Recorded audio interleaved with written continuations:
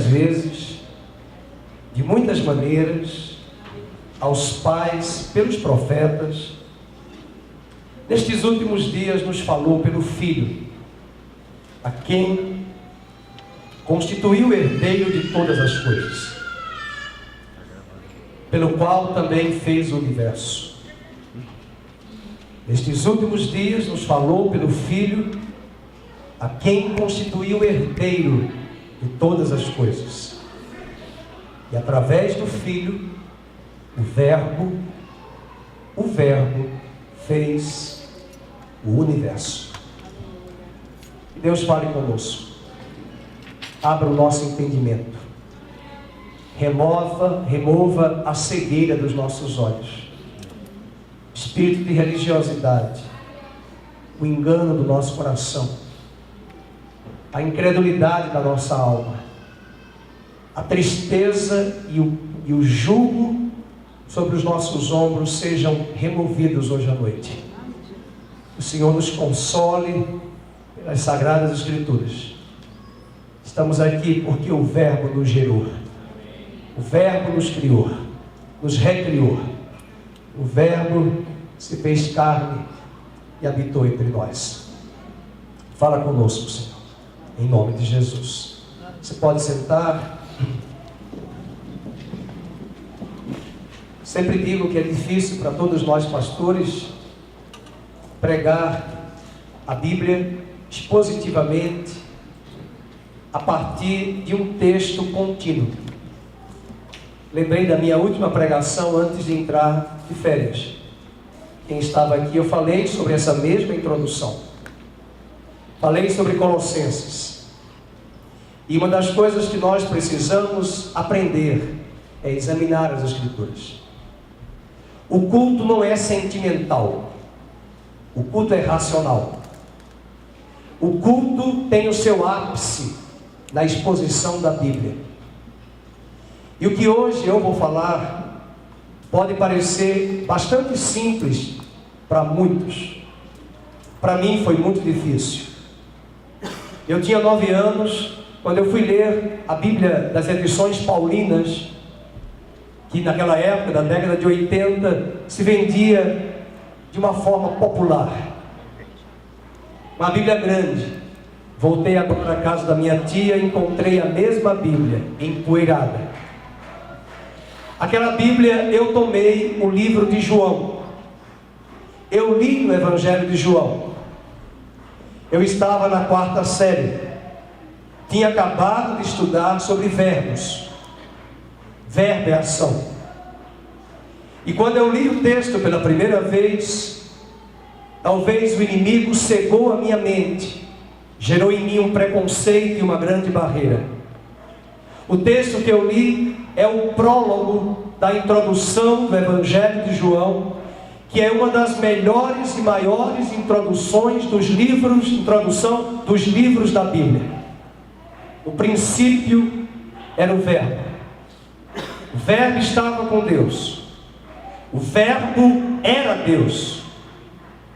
E todas as coisas foram feitas por intermédio dele. Sem ele, nada do que foi feito se fez. Fechei a Bíblia e disse a mim mesmo: que verbo é esse? Eu não sabia que a palavra grega para verbo é logos. Logos é uma palavra muito usada quando nós vamos estudar, principalmente na universidade, todas as ciências. Logos é discurso. Logos é tratado. Logos é a palavra discursiva que trata sobre determinado assunto. E quando você olha, por exemplo, para teologia, logos de teo. Odontologia, logos de odonto. Cientologia, a religião. Pastor Felipe levantou a testa agora. Farmacologia, tratado discursivo de fármaco, de drogas. Tudo que é logos Foram os gregos que nos legaram do discurso. Foram eles que criaram a necessidade de discursar, de fazer na praça pública, nas arenas, um púlpito para tratar sobre determinados assuntos e temas. João não está preocupado em falar sobre um tema das ciências humanas. O autor de Hebreus, que acabamos de ler, diz que Deus falou à terra, aos homens, de muitas maneiras e de múltiplas formas, aos pais, pelos profetas. Mas agora, verso 2, diz o texto, nestes últimos dias, Ele nos falou pelo Filho. O Filho é o Verbo. O verbo, algumas Bíblias não colocam mais verbo, porque essa palavra verbo, para a cultura brasileira, não é tão compreendida no ato da leitura, como não foi para mim, quando eu tinha 9 anos. E algumas traduções hoje, para evitar interpretações errôneas, já coloca, no princípio era a palavra. A palavra estava com Deus. A palavra era Deus. E todas as coisas foram feitas por meio da palavra. Uma das coisas que a sociedade ocidental hoje precisa aprender, e principalmente a igreja, jovens e adolescentes, na geração virtual, é aprender a vir à casa do Senhor com a Bíblia. Examinar a Bíblia, examinar as Escrituras, trazer uma caneta, trazer um papel, anotar, conferir o que os pastores pregam, verificar o que Deus está falando, para que não sejamos confundidos, porque é através desse tratado discursivo, desse exame das Escrituras com afinco, Isaías vai dizer lá no capítulo, em um dos capítulos dele, que Deus nos fala através de preceito sobre preceito e regra sobre regra. Minha grande angústia como pastor é ver neófitos. Estive numa igreja agora, onde meu irmão se batizou. Visitei uma outra igreja. E uma das coisas que me incomoda quando eu saio do meu púlpito para outras igrejas é a falta de amor que muitos crentes não têm pela palavra de Deus. Muitos não têm esse apreço, esse apego à palavra. Estão buscando novidades. E eu convido você hoje, porque para mim o assunto é profundo, mas é aparentemente raso. Na hora que você verificar comigo, você vai dizer: eu já sabia disso. Mas eu quero convidar até o fechamento do sermão, para você entender que você pode sair daqui hoje à noite com uma palavra de Deus para a sua vida. Não é palavra do pastor, não é palavra de sentimentos, é a palavra, como disse o salmista no Salmo 105, Ele enviou a sua palavra e o sarou do que lhes era mortal. O autor de Hebreus diz no capítulo 1, verso 2, que esse Filho, pelo qual Deus está usando para nos falar hoje, também, a última frase do 2, fez o universo. Deixa eu checar aqui o semblante. O Filho fez o universo. Eu vou dizer de novo. O Filho fez o universo. O primeiro feito de Deus, em Gênesis capítulo 1, foi fazer a separação de luz e trevas. O primeiro feito de Cristo na minha vida e na sua vida foi dissipar a escuridão do engano e trazer a luz da verdade, da sua palavra ao nosso coração. Todas as vezes que em Gênesis capítulo 1, vamos para Gênesis. Todas as vezes que em Gênesis capítulo 1, está escrito no versículo de número 3, e disse Deus, vamos marcar aí, e disse Deus, 1:3, e disse Deus. A pergunta é, quem falou? Quem falou o Logos, o próprio Verbo? O autor de Hebreus, no capítulo 10, é a única passagem na Bíblia, e eu peço licença àquilo que os maçons usurparam, de dizer que o arquiteto do universo, no grau 33, que é Lúcifer para eles, a única passagem da Bíblia que diz que Deus é arquiteto é Hebreus 10. E se ele é arquiteto, o Pai, arquiteto pensa, arquiteto planeja, mas quem verbaliza a palavra para o pedreiro construir é o engenheiro. O Verbo estava com Deus, o Verbo era Deus, e todas as coisas foram feitas por intermédio do Verbo. E todas as vezes que você lê Gênesis, o Filho estava com o Pai na eternidade, bem antes da fundação do cosmos, da criação existente e visível. Veja, por exemplo, a riqueza de Gênesis 1, no verso 3, disse Deus. Verso 6, e disse Deus. Verso 9, disse também Deus. Verso 11, e disse. Verso 14, disse também Deus. Verso de número 20, disse também Deus.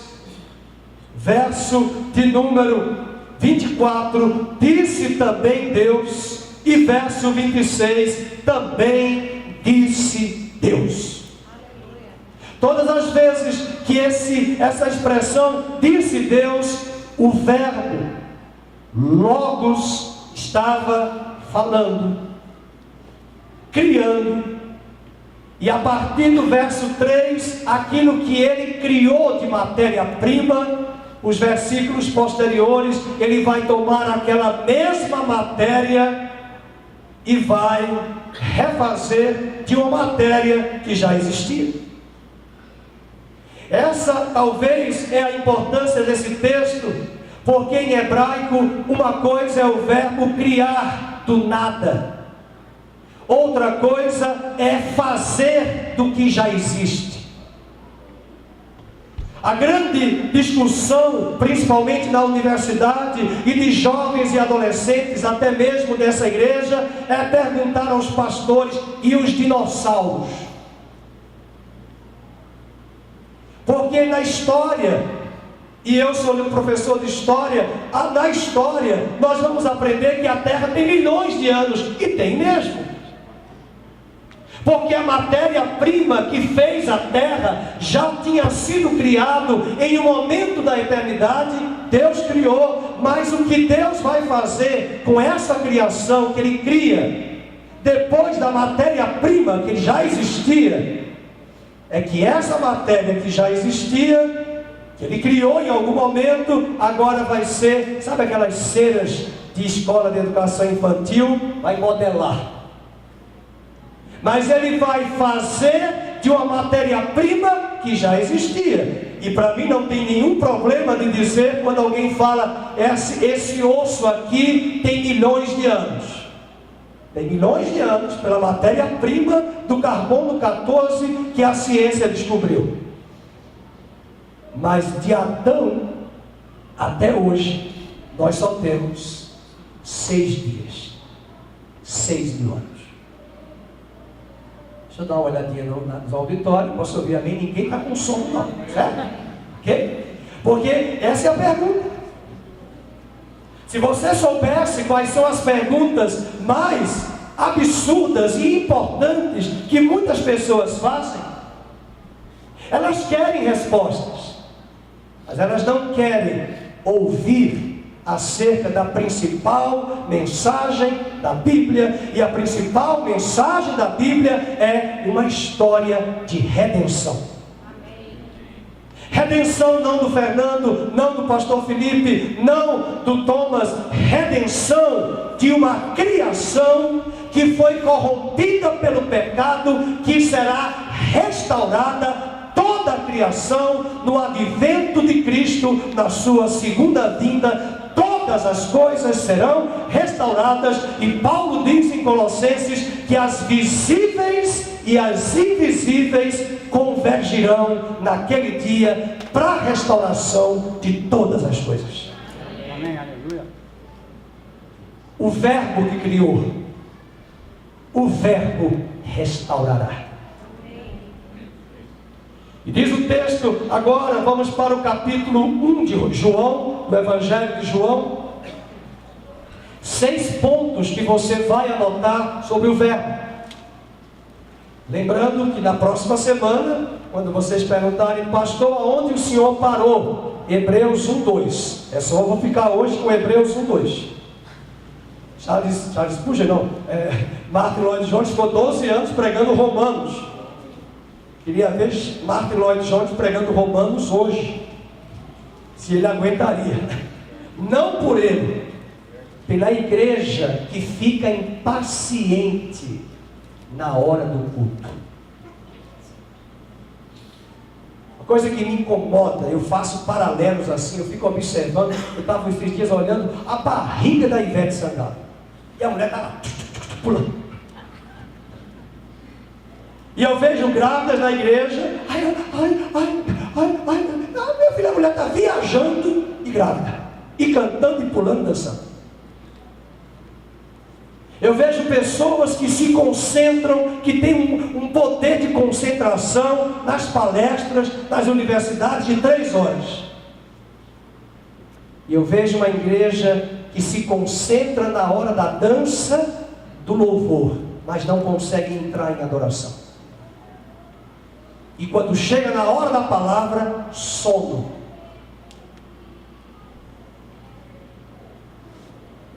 Mas é impossível ver alguém no cinema dormindo. E se foi, o vento levou 5 horas de relógio. Dança com lobos 3 horas. E por aí vai. Então convido você a pegar o Evangelho de João, capítulo 1. A primeira descrição sobre o verbo, sobre o logos, sobre a palavra. Vamos fazer aqui um checklist. Existe alguma Bíblia aqui que já diz a palavra no princípio criou, a palavra estava com Deus? Há alguma Bíblia? Muito bem, Gisele, que bom. Mais ali, da Renata, outra Bíblia. Quem? Jameson. A palavra do Ademir, a palavra, porque não do verbo com V maiúsculo, mas é só lembrar, verbo é ação. E veja que o misticismo esotérico criou há 30 anos atrás livros que até hoje são vendidos pelo poder do pensamento positivo. A Bíblia condena isso. Veja que Paulo diz em Romanos que ele cria tanto no poder da palavra que está escrito da seguinte forma: a palavra está perto de ti, na tua boca e no teu coração. Esta é a palavra da fé que pregamos. Quando você lê o livro de Atos, nós estamos estudando agora na escola bíblica com o pastor Felipe e comigo, o livro de Atos. Anote, comece a anotar que muitas vezes na casa de Cornélio estava pregando, e a Bíblia diz assim: não houve pregação para saber quem quer aceitar Jesus. Não tem nada disso. A Bíblia diz que eles ouviram e acolheram a palavra. Acolheram, ouviram, digeriram, examinaram, entenderam. Lídia, vendedora de púrpura, em Atos 16, foi a um rio Talvez porque na sinagoga ela não podia perguntar, e as mulheres fizeram um piquenique e chamaram Paulo, e ele se sentou ali naquela reunião de oração, e ali no rio deu um estudo, e a Bíblia diz que ela ouvia atentamente e acolheu a palavra. Então vamos voltar para as 5 descrições do verbo que criou o universo, que é Cristo. Vamos para o versículo 1. No princípio era o verbo, e o verbo estava com Deus, o verbo era Deus. Então a primeira característica é que o verbo existia no eterno, no infinito e no presente. O verbo existia antes da fundação do mundo. Se você não entende essas coisas, fica difícil de confrontar um TJ. Não é Tribunal da Justiça, não. É Testemunha de Jeová. Se você não entender essas coisas, não adianta chamar pastor Felipe, pastor Fernando, pastor Aníbal para discipular. O que eu respondo para um TJ? Que o verbo, que é Cristo, estava com Deus antes da fundação do mundo.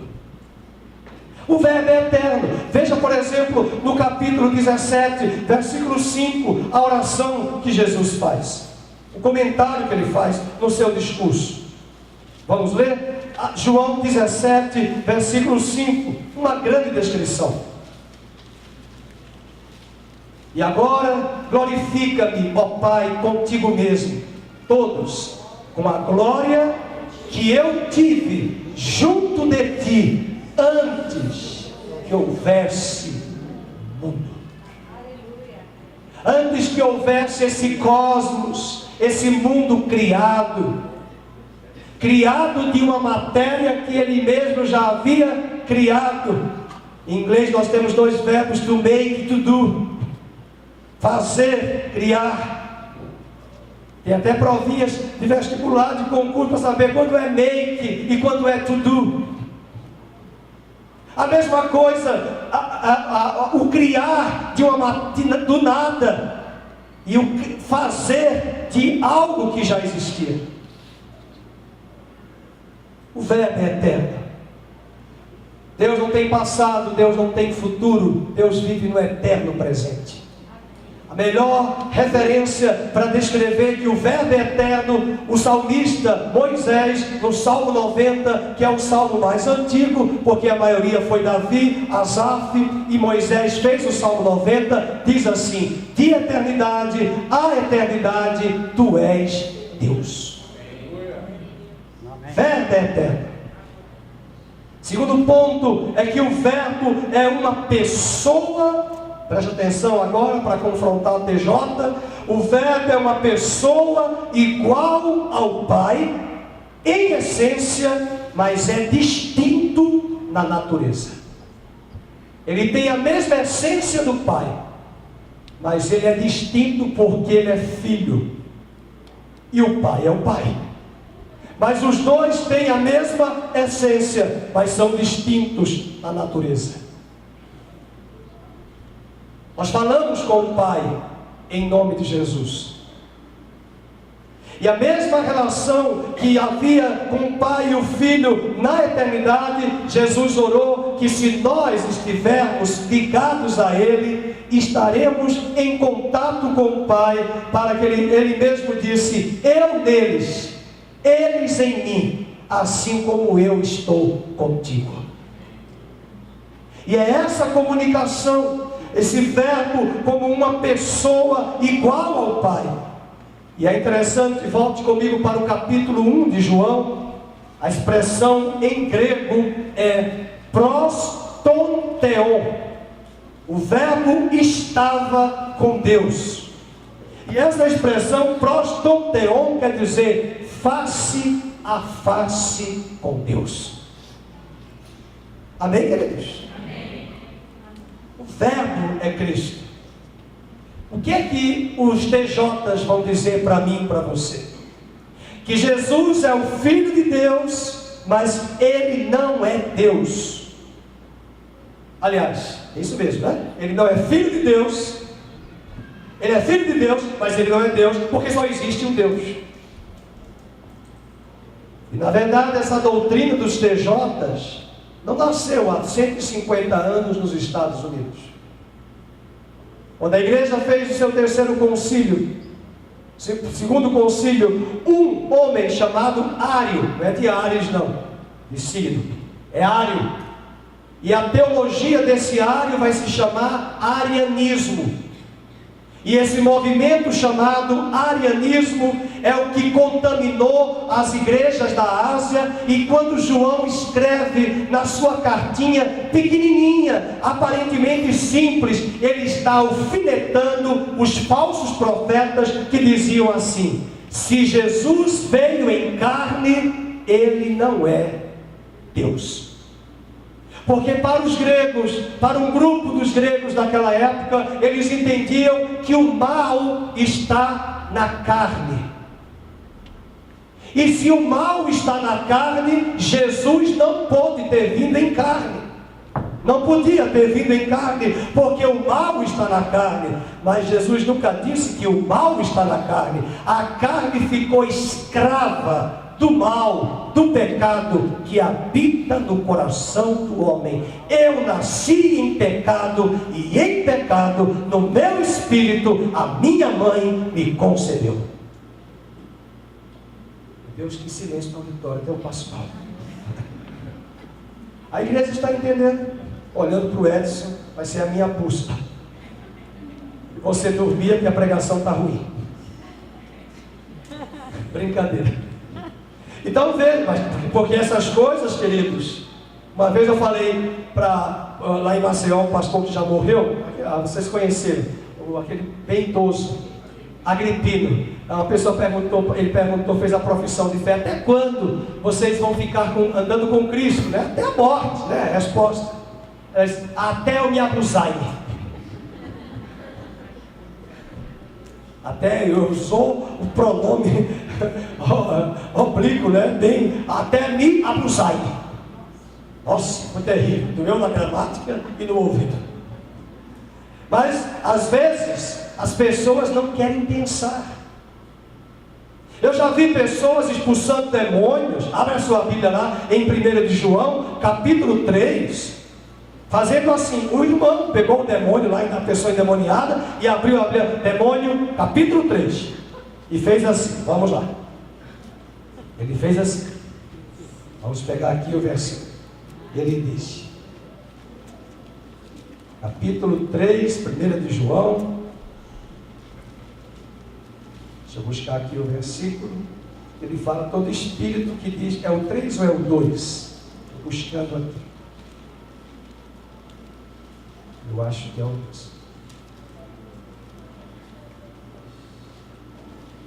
2. Veja só. Vamos pegar aqui o versículo 18. Filhinhos, já é a última hora. 2,18. 2,18. Como ouvistes que veio o anticristo. O anticristo quer dizer, não é somente a pessoa do anticristo. É tudo aquilo que é contra Cristo. Cuidado, porque muita gente fala de anticristo, mas o anticristo na Bíblia não é somente a pessoa que Satanás vai tomar o corpo, né, desse homem, mas o espírito desse homem, mas também aquilo que se levanta contra a doutrina de Cristo. Então João diz: tem surgido muitos anticristos, pelo que conhecemos que é a última hora. Veja de onde eles saem. Vamos lembrar? Olha o engano de onde sai. O engano na igreja não vem de fora, vem de dentro.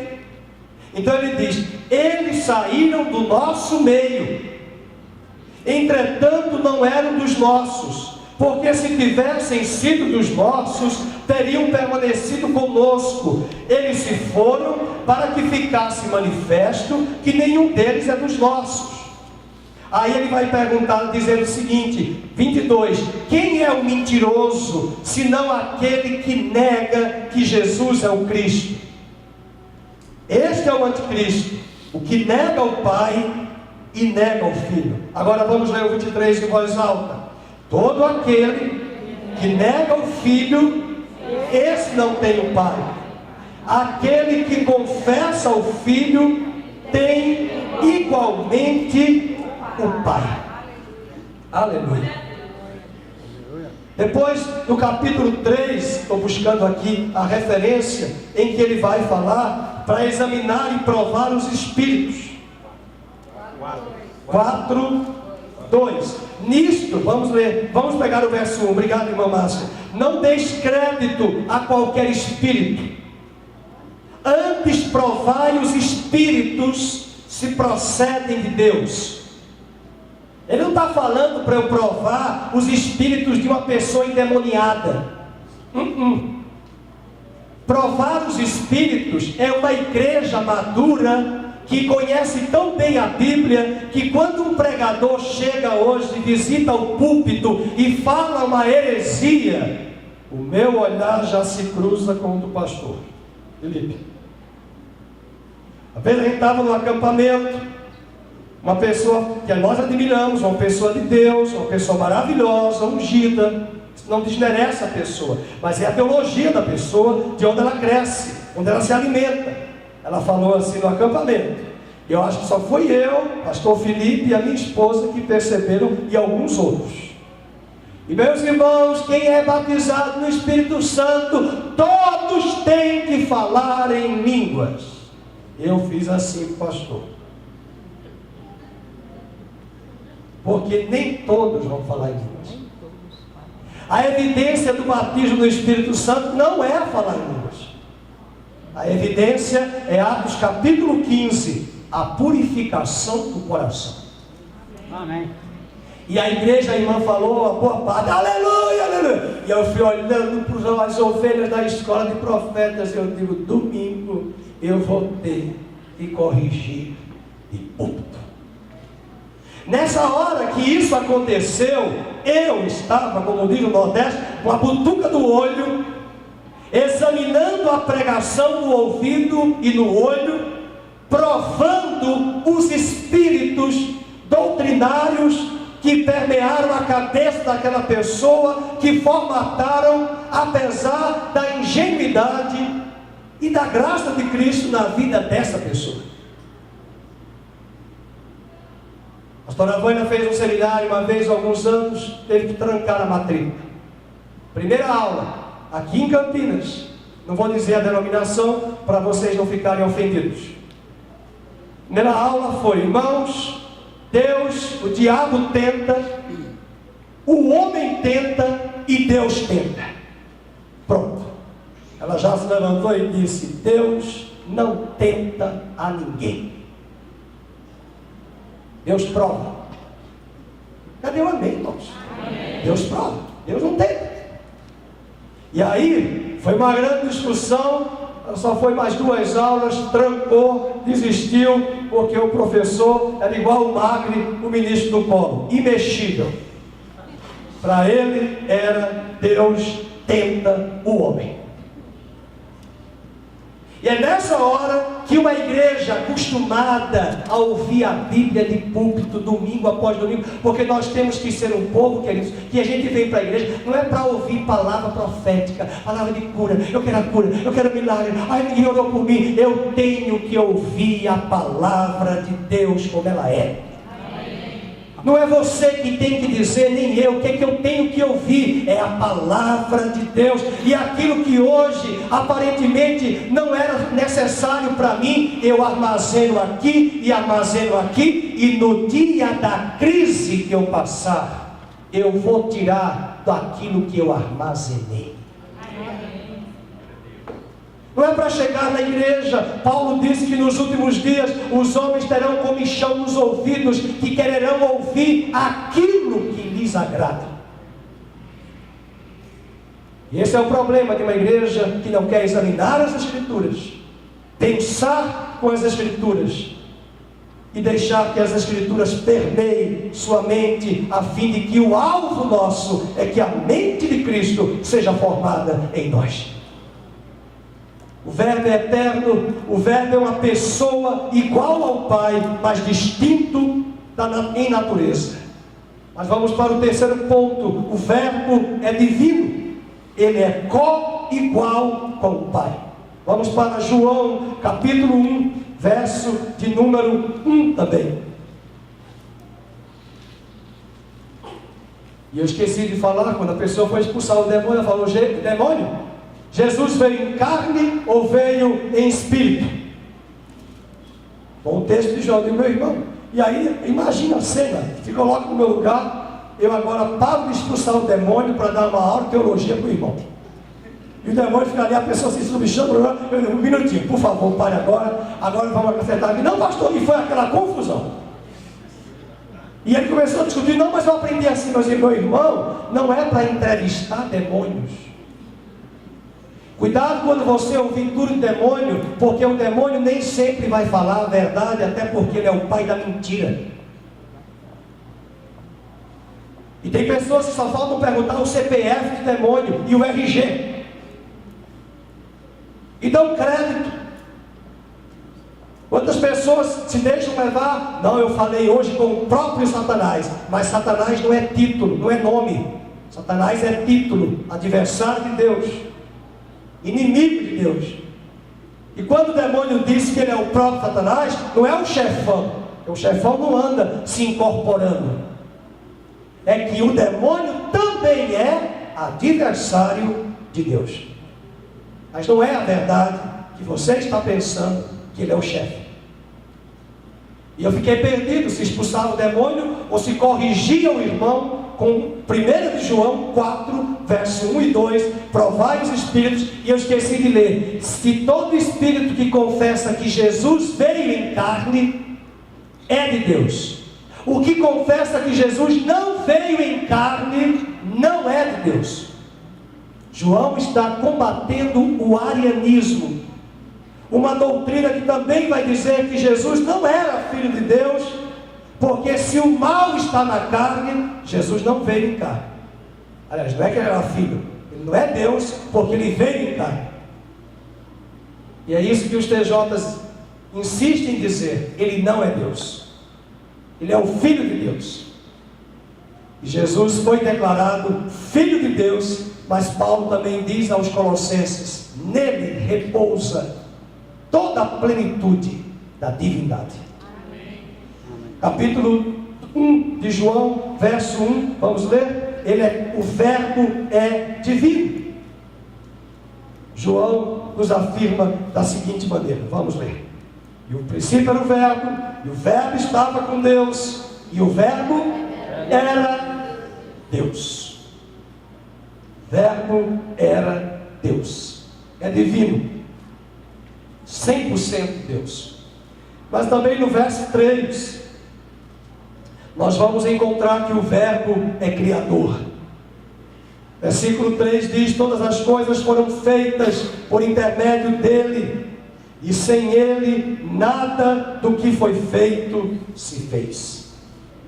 Paulo diz em Colossenses 1,16 que as coisas visíveis e invisíveis foram feitas por ele. E eu quero aproveitar a brecha dessa pregação e dizer: você pode hoje não estar vendo a cura, você pode hoje não estar vendo a porta de trabalho aberta, você pode hoje não estar vendo nada daquilo que você tem lido e crido, mas não se esqueça, tudo que é visível veio do mundo invisível, e o invisível e o visível foi criado pelo verbo. Por isso hoje à noite não é poder de pensamento positivo, é crer que nós vivemos pela fé da palavra de Deus, e nós não vamos orar o que nós queremos, nós vamos orar o que Deus quer. Amém. Nós não vamos declarar como algumas igrejas dizem, decretem, declaram. Eu não tenho poder para declarar nada, eu não tenho poder para decretar nada, é a palavra de Deus que decreta todas as coisas. E por favor, oração não é imprecatória. Jesus disse que se nós permanecermos nele, e as palavras dele, os princípios, permanecerem em nós, pediremos ao Pai, e ele concederá. Mas não vá na onda de dizer, tudo que pedirdes ao Pai. Não, se as minhas palavras permanecerem em vós, e vós em mim, tudo quanto pedirdes ao Pai, em meu nome, Ele vô-lo concederá. Significa dizer que o Fernando não pode ir no vácuo de que uma necessidade hoje que surgiu aqui na minha vida, essa necessidade, talvez eu não preciso pedir a Deus agora. Eu às vezes vou almoçar, eu vejo o arroz integral, a batata e o macarrão. Só um exemplo. E de exemplo mais louco, pastor? Pois é, para você emagrecer. Você não pode comer os três, porque os três são carboidratos. O macarrão foi o homem que pegou o trigo e fez na fábrica. O arroz, se for branco, pior ainda, não tem nutriente nenhum. O integral tem os nutrientes mais importantes, mas entre o arroz e a batata, eu prefiro a batata, porque eu ponho azeite de oliva e como a batata. E nessa hora, eu posso pensar como exemplo, eu só tenho macarrão, batata e ovo. Ah, eu queria arroz, meu querido. Para que pedir a Deus mandar arroz, se você tem outra fonte de carboidrato? Quantas vezes a igreja fica só pedindo uma coisa, que nós precisamos primeiro discernir qual é a necessidade. Por isso que Jesus dizia sempre: o que queres que eu te faça? Porque nós temos tanta coisa, nós pedimos tanta coisa, e muitas vezes, até mesmo no outro dia, já esquecemos o que pedimos. Então, pastor, às vezes não tem aquela barriga, porque eu digo assim: corta o arroz, corta o macarrão. Fui fazer isso na casa do meu irmão, ele disse assim: esse menino está doido, está gordo aonde? Mas é assim que começa, meu querido. E de pneuzinho, chega um pneuzão. Então a gente tem que ter cuidado. E vai eliminando e vai cortando. São coisas básicas. Assim também, qual é a tua necessidade hoje? Será que é uma necessidade? Então nós precisamos orar e pensar. Então o verbo criador, o verbo é criador. Abra sua Bíblia em Colossenses, rapidamente, capítulo 1. Colossenses, uma das cartas que Paulo traz, e ele também escreve essa carta para combater heresias dentro da igreja de Colossos. E no capítulo 1, no versículo de número 15, esta é a imagem do Deus invisível, falando de Jesus, é o primogênito de toda a criação.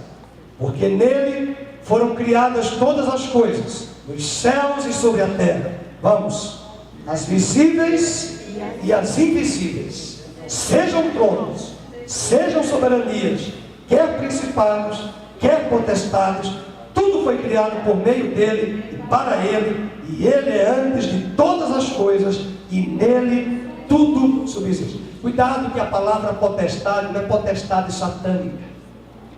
A palavra potestade quer dizer principado, poder. Deus criou hierarquia de anjos, e os anjos que se rebelaram naquela potestade, naquele poder hierárquico, se rebelaram e se transformaram em demônios. Mas ele não criou demônios, ele criou a autoridade, o cargo, o poder, a hierarquia. E a palavra de Deus hoje também para a sua vida. O que é que hoje precisa acontecer que você está esperando em Deus? Lembre-se, as visíveis vieram das invisíveis. Amém. Eu vou dizer de novo: as visíveis vieram das invisíveis. Amém. Você pode não tatear hoje a bênção, você pode hoje não sentir a cura, mas as invisíveis se tornarão visíveis, se for a vontade de Deus. Daí entra o intercessor para orar. Amém. A igreja precisa aprender isso, queridos. Daniel está em Babilônia. Daniel está já avançado em idade, e ele toma o livro de Jeremias. Alô, Jeremias. Ele lê Jeremias, capítulo 29. Ele lê o capítulo de Jeremias, que está lá escrito que o cativeiro dos judeus da Babilônia demoraria 70 anos, e depois de 70, Deus tiraria o povo da Babilônia e de volta para a sua terra. Daniel olha para a profecia, lembrou-se que o profeta falou a vontade de Deus tirar o povo da Babilônia. Daniel faz o cálculo e ele observa que o tempo está para se fechar, o tempo de 70. Daniel não ficou sentado assistindo Faustão, Daniel não ficou sentado na igreja ou no culto apenas louvando. Daniel dobrou os joelhos e ele disse: eu me dispus a orar e a jejuar depois que eu li e entendi as palavras do profeta Jeremias. Era tempo de gerar o que estava no invisível para o visível. E hoje eu pergunto a você: o que é invisível? O que é que você quer que seja visível? Não vamos orar o que queremos. Vamos buscar de Deus a boa, perfeita e agradável vontade dele para a nossa vida, e trazer do invisível o visível pela oração. Amém. Pela intercessão. Amém. Até que seja cumprido na terra o querer e o efetuar dele. Amém. O verbo também é autoexistente. João capítulo 1, só faltam mais dois, esse e o último. O verbo é autoexistente. João 1,4.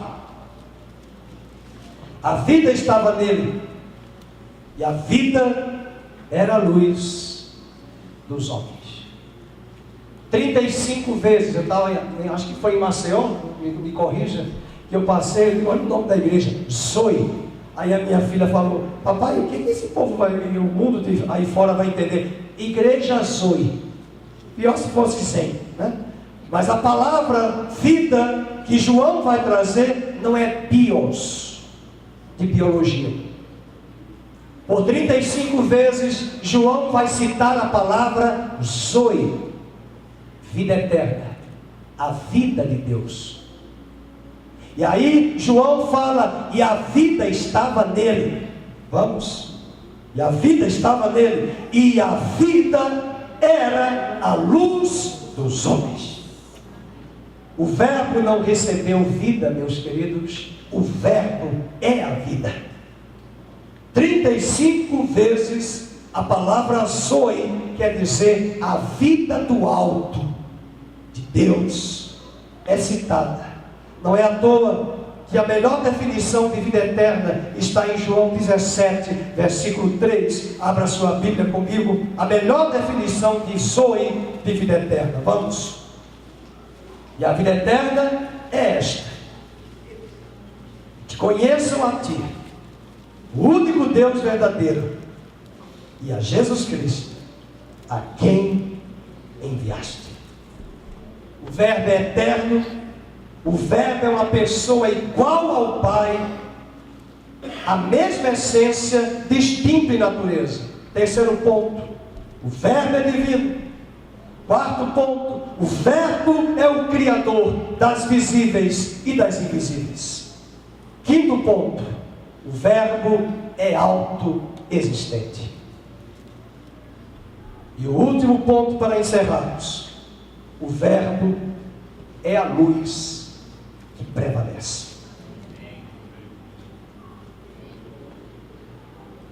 Capítulo 1, verso 5 do Evangelho de João. Estava lembrando de uma cena.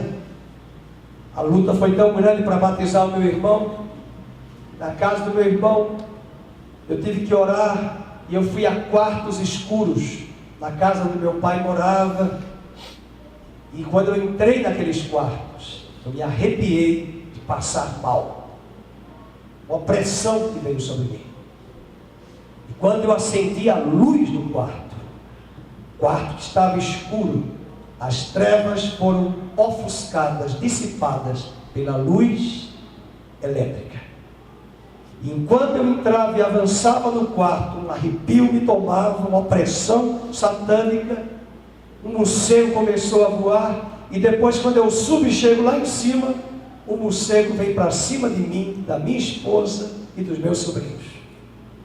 Minha cunhada falou: nunca um morcego chegou aqui, só porque você está aqui. Eu digo: eu não sou Batman, minha querida, nem sou Robin. Eu sou filho de Deus, filho da luz. E o morcego andando atrás de mim. Eu queria que alguém filmasse para ver a cena. Minha esposa ficou parada, eu também paro, e o morcego assim andando, e eu digo: meu Deus, o que é isso? E a minha cunhada esqueceu o Batman, pegou a vassoura e matou o morcego. Eu digo: eu não vou matar esse morcego diante de mim. Mas uma das coisas que eu quero chamar a atenção, deixando de lado a brincadeira, eu me considero uma pessoa, a minha mente estava no engano do pecado e da escuridão. Maior alegria da minha vida depois da salvação em Cristo foi a minha mente ter sido permeada até hoje pela luz da palavra de Deus, que é a verdade absoluta. Amém. Michel Foucault, um ateu que já morreu, homossexual, grande filósofo francês, escreveu um livro chamado A Ordem do Logos, do Discurso. Sua tese era essa: não existe verdade. Existem verdades com V minúsculo. E essas verdades com V minúsculo, elas vão ser partes da verdade plena que não chegou aos homens, porque os discursos humanos, segundo ele, são manipulados. Foi essa pergunta que Pilatos fez a Jesus: o que é a verdade? A verdade estava na frente de Pilatos, porque ele, Jesus, é a própria sabedoria de Deus, que está em Provérbios capítulo 9. A sabedoria fala da seguinte maneira: eu, a sabedoria, estava com Deus quando Ele criou todas as coisas. Amém. E Paulo diz em Coríntios que Cristo se tornou, da parte de Deus, sabedoria, justiça e redenção. E a maior alegria da minha vida, eu que lia tantas coisas, que ia atrás da ufologia, ia atrás da astronomia, ia atrás da astrologia, ia atrás da ciência, buscando conhecimento de tudo que eu queria saber, e bem distante de Deus. Quando a verdade e a luz da palavra chegou à minha mente, ao meu coração, eu pude experimentar o quanto a verdade, como luz, dissipa as trevas em milésimo de segundos. Amém. Veja o que diz a Bíblia no capítulo 1, verso 5, João 1, 5. Vamos ler? E queridos, eu falei para vocês que era muito simples, mas é profundo. Conversando com pessoas esses dias, desde quando eu cheguei, eu falei para minha esposa: quanto engano na cabeça das pessoas. Não convém aqui dizer. Às vezes as pessoas dizem: eu tive um sonho, eu tive uma revelação, tive isso. E são pessoas crentes e não crentes. E algumas dizem: não, eu vi Deus, mas não é Deus, foi o demônio que ela viu. A literatura, o que se lê por aí afora, a forma, a distorção das leituras acerca de Jesus, e as pessoas tomam aquilo por verdade. Paulo diz que Deus, nos últimos dias, antes da segunda vinda de Cristo, Paulo diz que como eles rejeitaram a verdade, Deus enviará a operação do engano e do erro para enganar a terra. Se os homens recusam a ouvir a verdade, Deus vai abrir o caminho para o engano. E uma das coisas dos juízos de Deus no Apocalipse é que rãs, assim como entraram no Egito João disse que essas rãs são espíritos enganadores que enganarão as nações da terra. E eu encerro dizendo com você em voz alta o verso 5. A luz resplandece nas trevas, e as trevas não prevalecem contra elas. A luz espanta as trevas, e a luz desmascara e dissipa as trevas. Lembro-me uma vez na Donep, no Rio de Janeiro, em 93. Um homem que incomodava o tempo todo a pregação que o pastor americano fazia.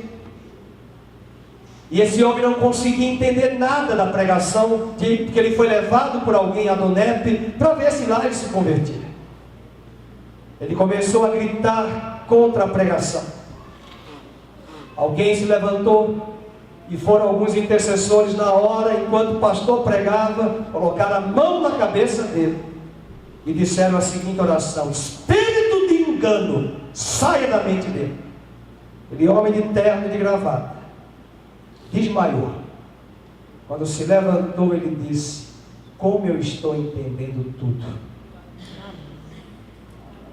Ele estava ouvindo, mas o diabo na mente estava enganando e ofuscando a luz da verdade. Desafio você a entender que o que eu vi em Maceió de muita colheita de almas é resultado de oração, e uma oração simples que nós podemos fazer: Senhor, amarra o espírito de engano e abre os olhos e remove o véu.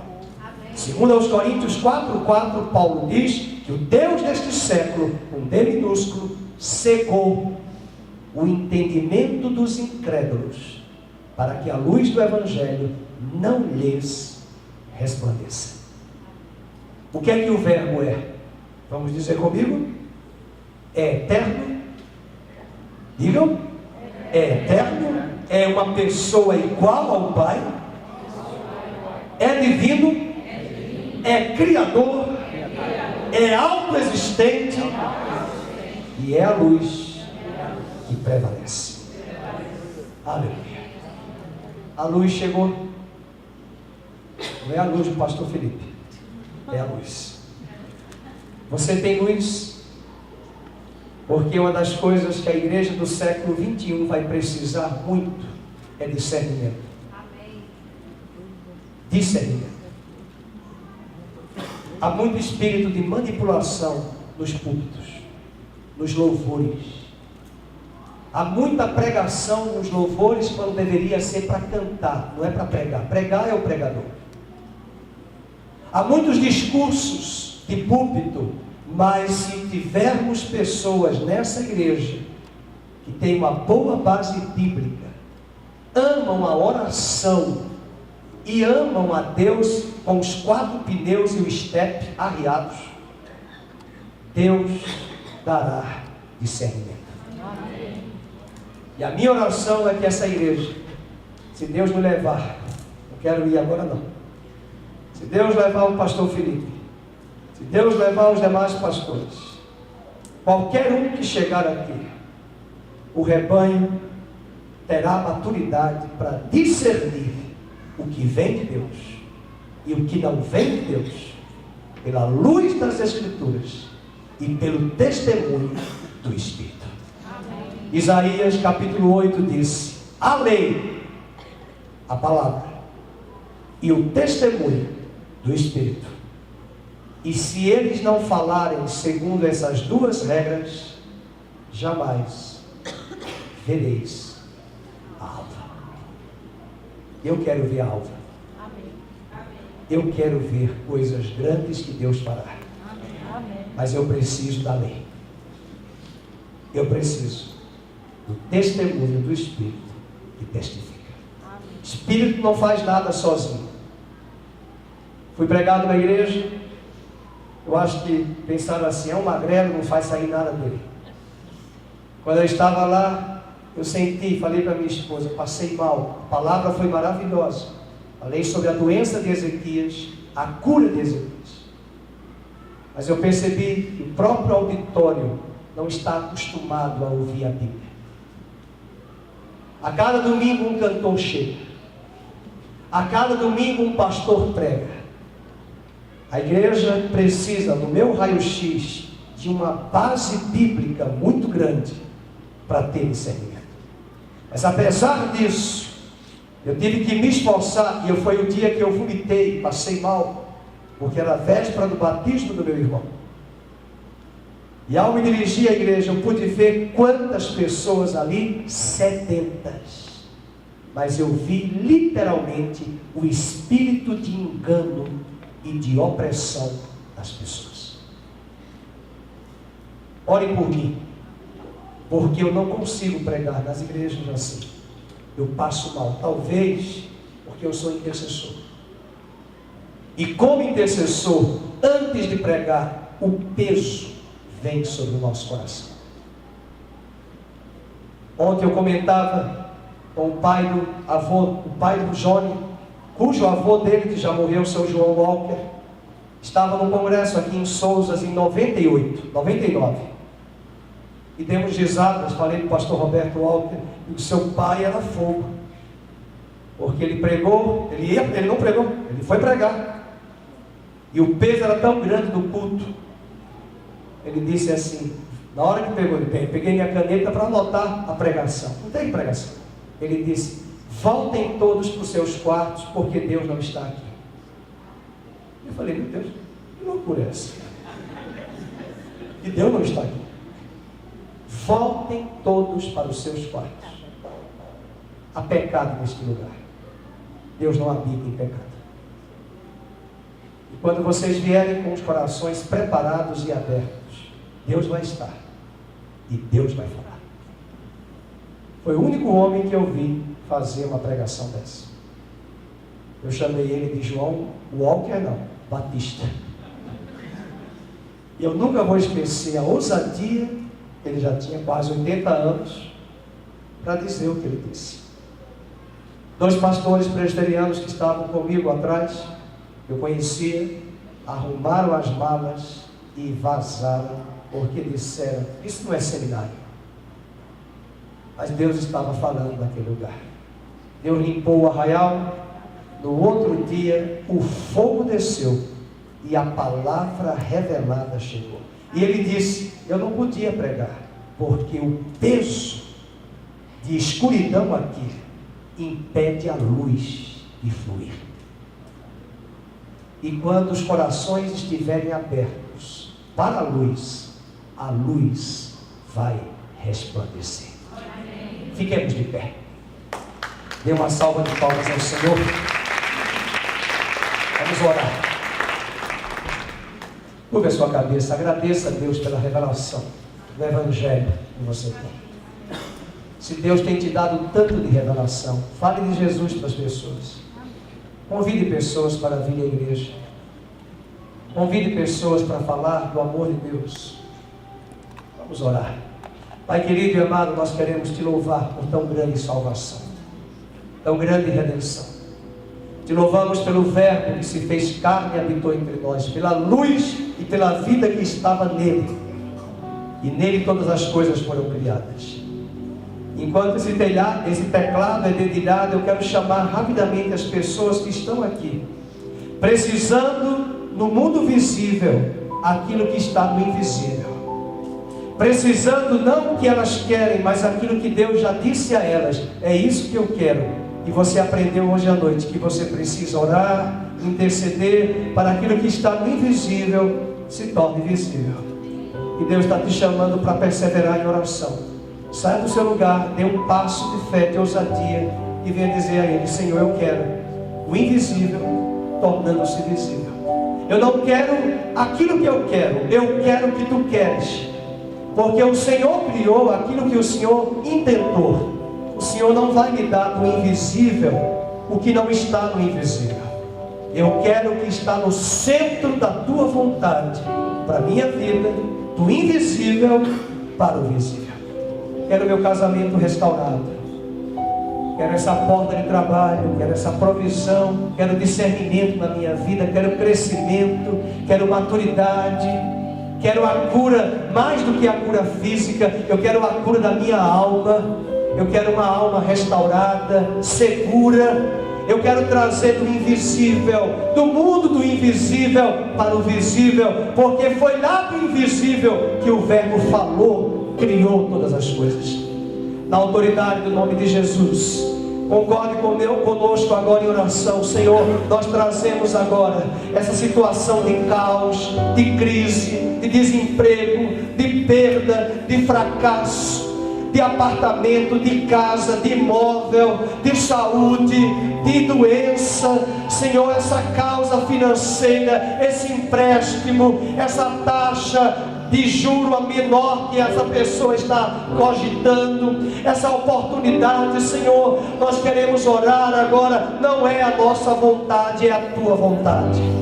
Nós queremos orar agora, não é o que nós queremos, não é o que nós vamos decretar, não é o que nós vamos ordenar, porque nós não temos poder para nada disso. Nós queremos orar a tua vontade. Seja feita aqui na terra, na vida de cada um aqui, a tua vontade. Por isso nós queremos te pedir hoje à noite, ajuda-nos a trazermos em oração do invisível para o visível. Restaura esse casamento, Senhor. Restaura relacionamentos aqui hoje à noite.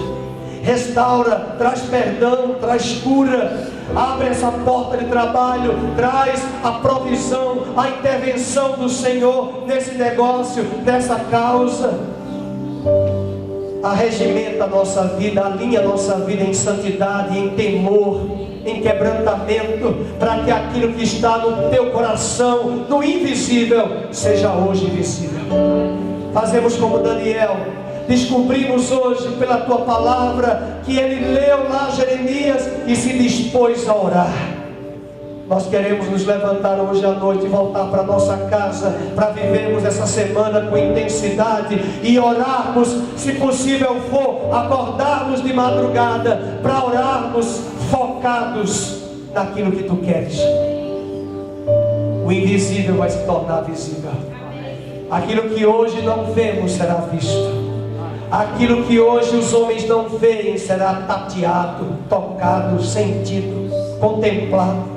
Por isso, no nome de Jesus, eu repreendo o espírito de pobreza de mente que começa a dizer na nossa mente: não vai dar certo. Eu repreendo esse espírito pessimista.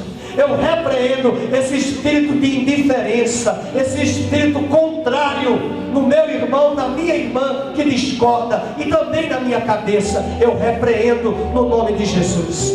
Repreendo o espírito pessimista.